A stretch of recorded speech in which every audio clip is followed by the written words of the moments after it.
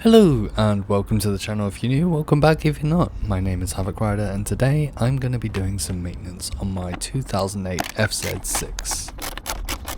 Just a heads up, this video is in no way a tutorial, I just thought I'd share my maintenance with you.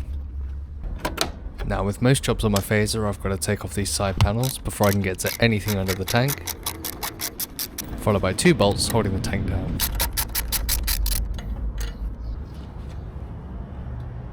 Stop the tank hit me in the head while I'm working under there, I'm going to use a bungee cord just to tie it back.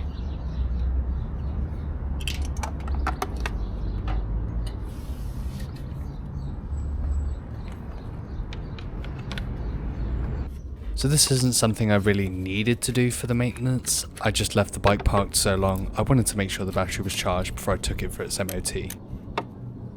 So first I'll remove the battery cables, followed by the plastic cover, just a couple of screws here. Pop that start solenoid off, and that lets me have access to the battery. It's a little more awkward than most bikes, but hey ho.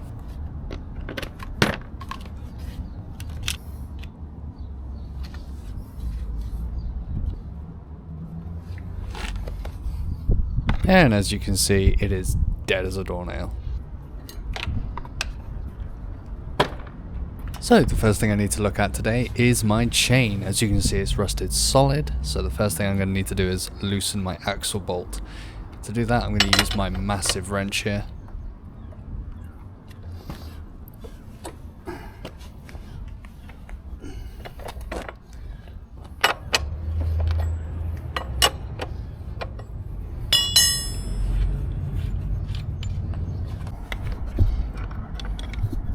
And now I'm going to get in here and loosen off the chain adjustment bolts so I can slide the wheel forward.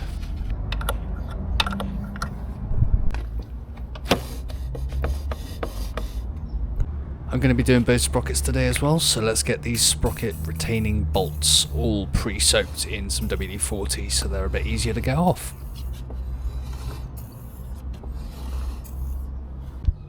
So this is the setup I'm going with today. It's a D.I.D chain, a couple of sprockets from JT Sprockets, and the all-important front sprocket nut. Don't forget to change that.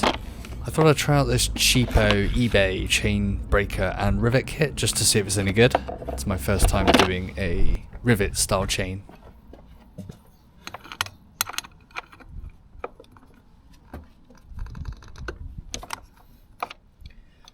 These bolts were actually a lot easier to get off than I thought.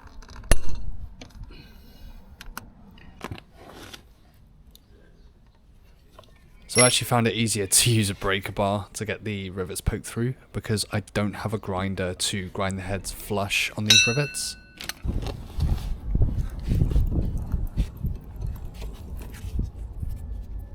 So yeah, breaker bar did the job.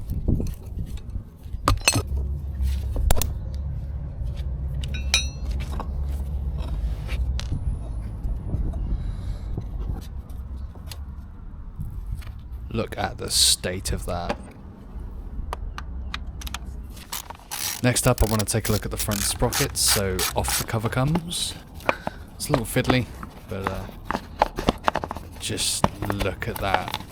Oh.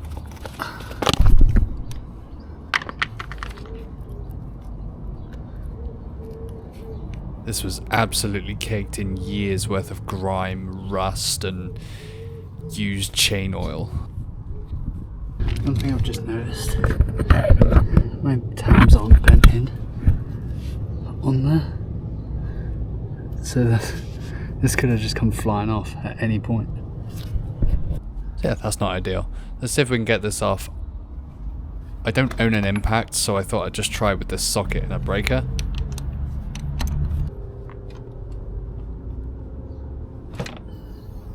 As I suspected, it's not going to come off without a fight. So I'm going to have to go and find an impact gun from somewhere.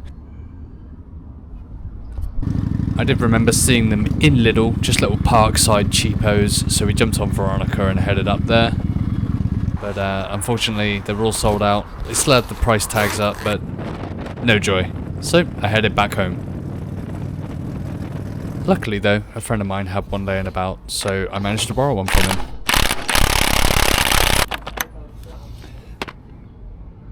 That is on there.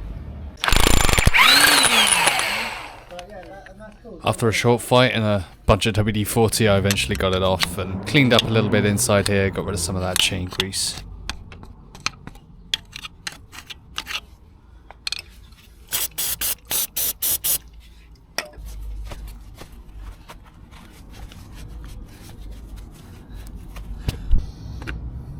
So the new sprocket's got a dampener on it, which should make for a bit of a smoother ride compared to the old one.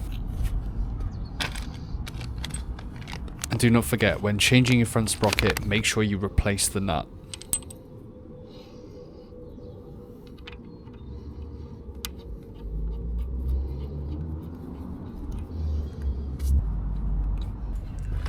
Next up, we've got to do the rear sprocket, so off with the wheel. Probably not the most orthodox method of getting the wheel off, but... Come on, give me the wheel. Give me the wheel. Thank you.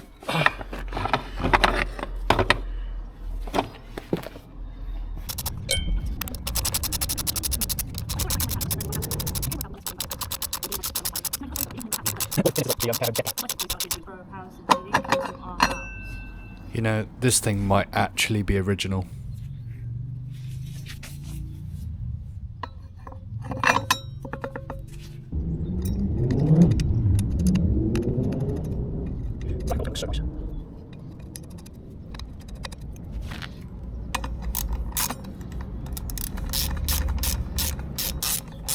Raven for the day. Didn't specify when I was picking her up, just so that I didn't have any commitments. And now to talk it all down, just make sure you do it in a star pattern if you're trying this yourself. Zen wanted to help me in some way, so this is what she asked to do.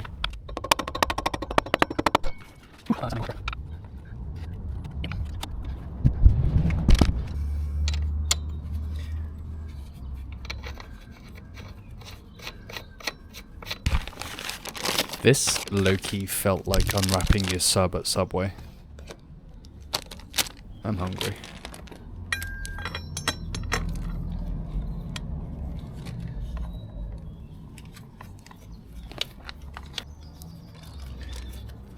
Just be careful of your fingers on this bit.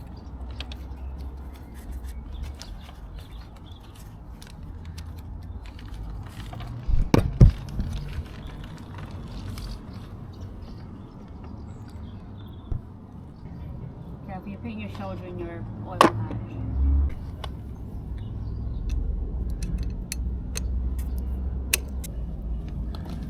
So the first stage is pressing the chain links together. On the pressing. Followed by riveting.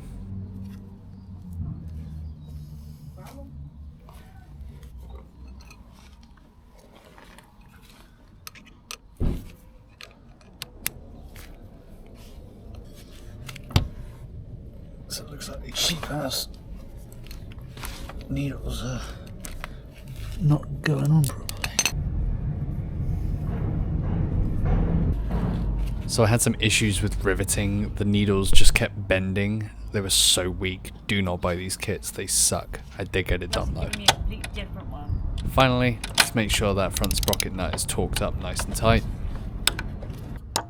And punch those little tabs in so that it doesn't come flying off. Something the previous owner clearly forgot about.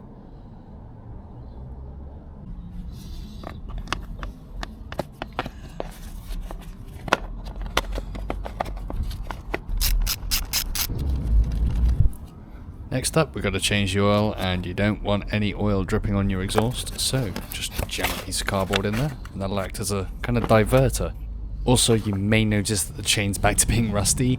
That's because these videos weren't really shot in any particular order. I had to wait until I could get my hands on an impact gun. So I did the oil in the meantime, and just look at the state of that.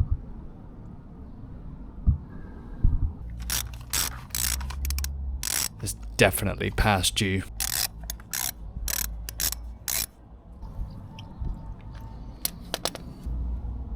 That filter was ancient. So we've got this new high flow Filtro from Sports Bike Shop I'm going to whack on here. It doesn't have the hex head on it to make it easy to take off, so that's a problem for the next person that does it, which will probably be me. Don't forget to lube up the old O-ring with some of that used engine oil and refit. Only hand tight though. Don't want to get this thing too tight so I can't get it off later down the line. Now I wanted to replace the sump plug and the crush washer together with this nice magnetic one I got from eBay. I don't recommend it, and I'll show you why in just a second.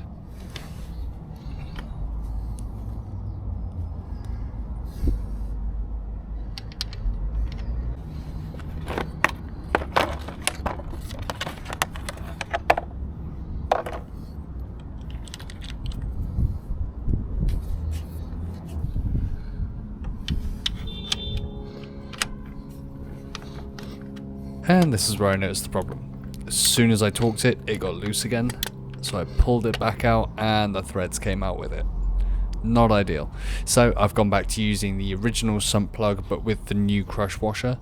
Don't buy these cheap eBay sump plugs, they suck.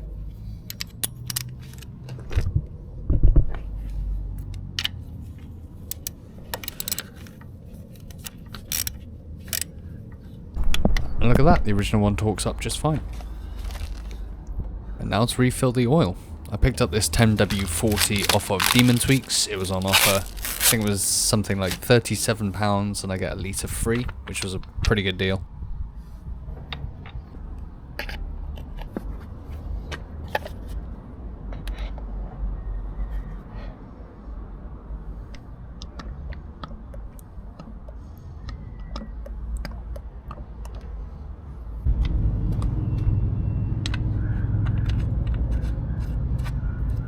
And that's it, probably the easiest job on the bike today.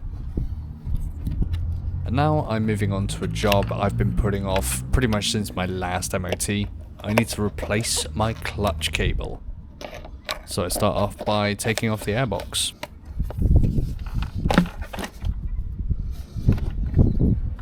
Don't forget the hose on the back.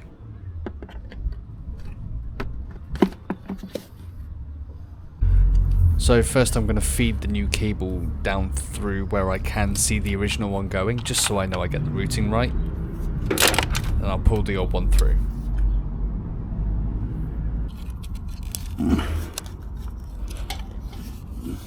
Forgive my grunting, it was a little bit awkward, but I got there in the end.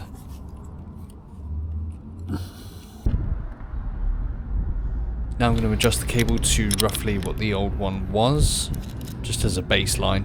Boom. Solution that bad boy.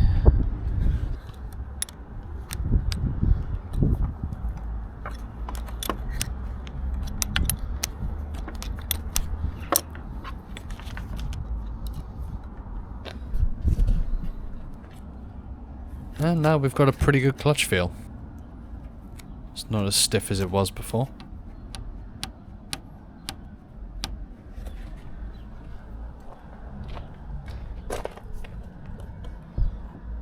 Maybe at some point I'll do the MT07 clutch arm mod. It's quite popular with Fazer owners. Next up is the front brakes. These things are crusty as hell. I've already taken the left side out. I'll show you the removal on the other side shortly.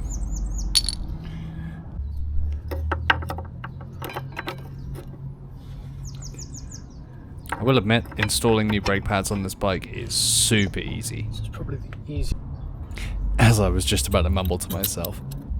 Now, most people would clean this pin before reinsertion, but I don't have anything I can clean it with right now. I ran out of sandpaper, so I'm just going to pop this back in for now. I'll clean it at a later date.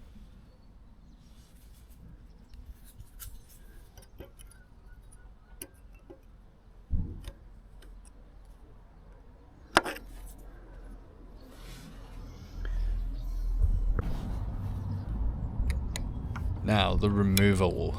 You can see just how bad these things were.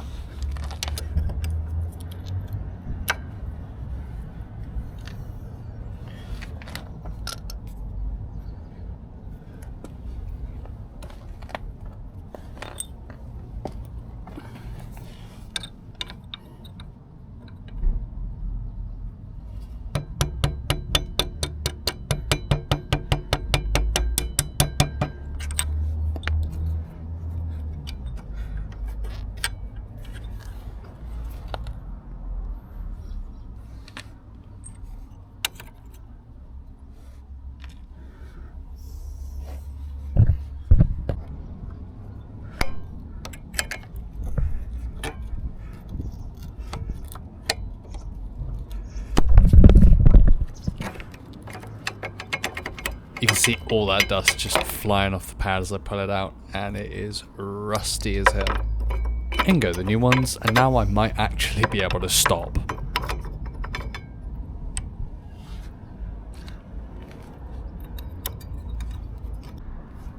And now I've got the annoying job of putting everything back the way it was. This is all the wiring for my heated grips, so I'm just going to use this reusable zip tie just to wrap these up and get them tucked nicely to the side.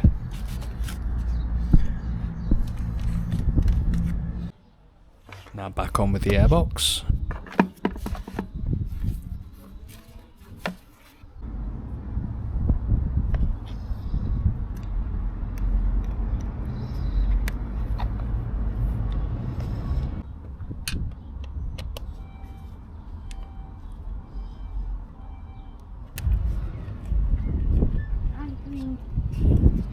Yay!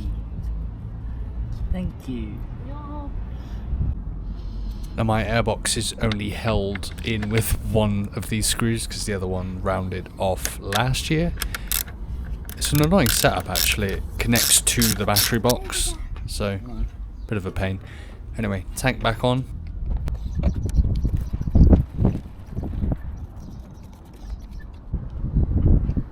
And now let's get the side pods fitted.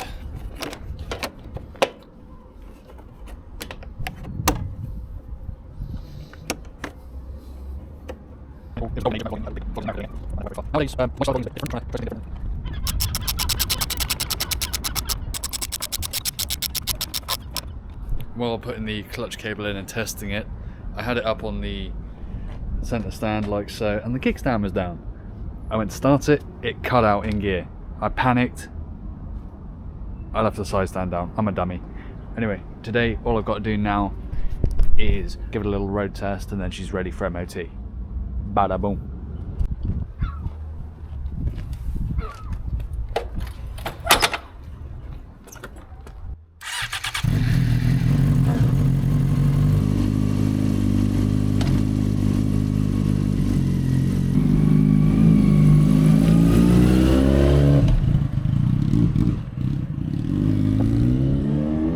Well, I say all I need to do. I also want to give her a bit of a wash. So it's time to break out my trusty muck-off pressure washer. I actually won this from a raffle at Fowler's Bike Night.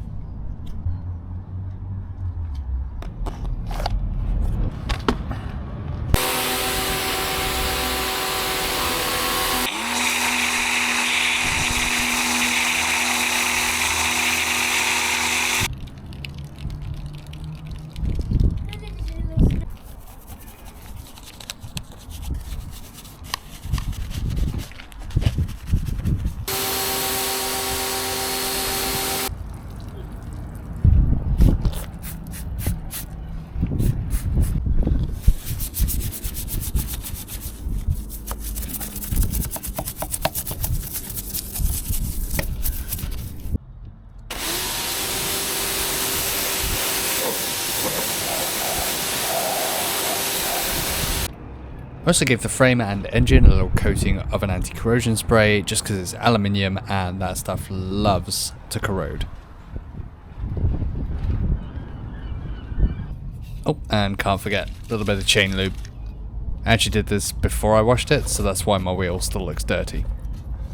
Little tip for when you're doing this, start from the master link and work your way around so you know when you've done the whole chain.